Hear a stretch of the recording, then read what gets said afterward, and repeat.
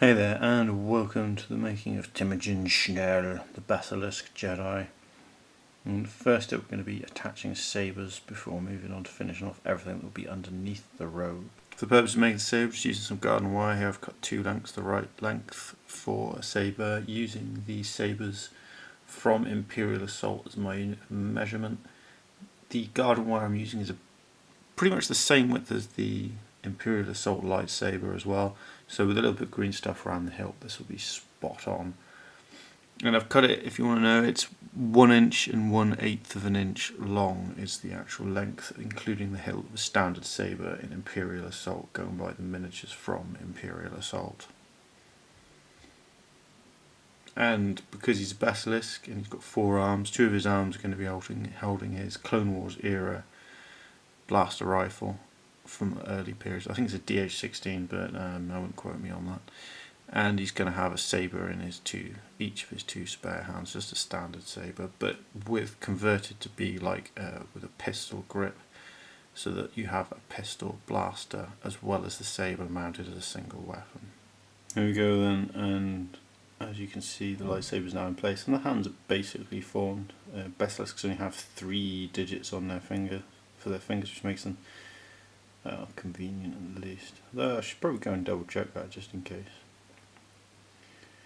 Makes them somewhat easier to sculpt, so did have to tack them in place with a spot of super glue first. But now we can see the beginnings of the sabres. So we're going to have it like with a pistol pointing up, and I will have to bend one of them a little bit, just taking into account the pistol grip. And the other one is in perfect place. So there you go. Next up then, going to deal with the details on the sabre, details on the feet, and then going to start giving them some clothes. Here we go then. Temujin Schnell has had his sabres modified, so using another bit of garden wire for the barrel on the bottom, and then just using green stuff to block it in and hold it in, and we have the beginnings of pistol sabres. And this character already, he's like a special forces. He's working at the early era of the Clone War as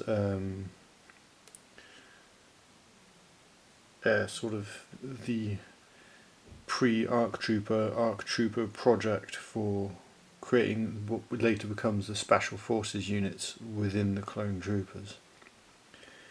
And hence he's also going to have the DH-16 blaster rifle. Next part then, have dealt with doing his shirt, and the reason for doing his shirt is the next thing I want to do is be building his blaster.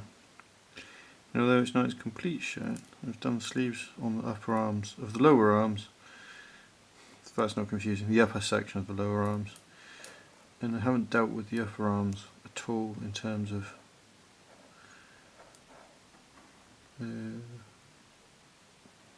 clothes, but there you go, he's got a shirt on his back, a shirt down his front, and down his front you see that what I've got is just a piece of wire for building in his blaster, which will slot in there.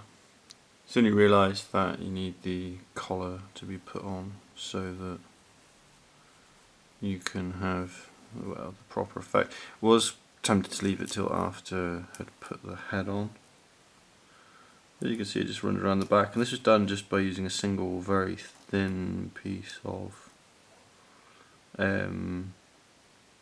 green stuff, starting rolled out into a very thin sausage, about 1/4 of a millimetre by about 1 inch long, and starting here and then just gently fitting it into place and working up around the collar and down the front, and then just using the dregs to wrap around the waist and start to fill that in, so we start having the sort of fold under for where his belt will be.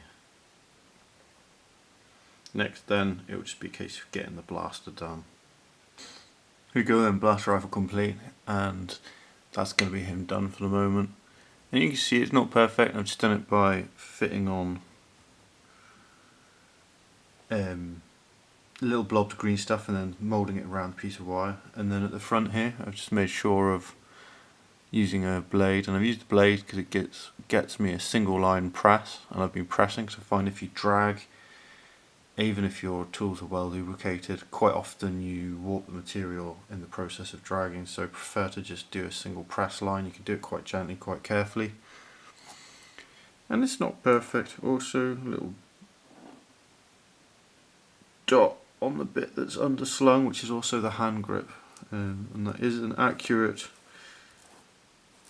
early Clone Wars DH-16 blaster rifle. Haven't put the pistol grip for the backhand, but that's because when it gets made the backhand will cover that up. So I hope all of your conversion and everything is going really well, and that your green stuffing scratch building is just coming out absolutely spot on. Hope it's been some interesting use to you, and the series continues to be so. Thank you for watching, have a good one and take care. Bye bye.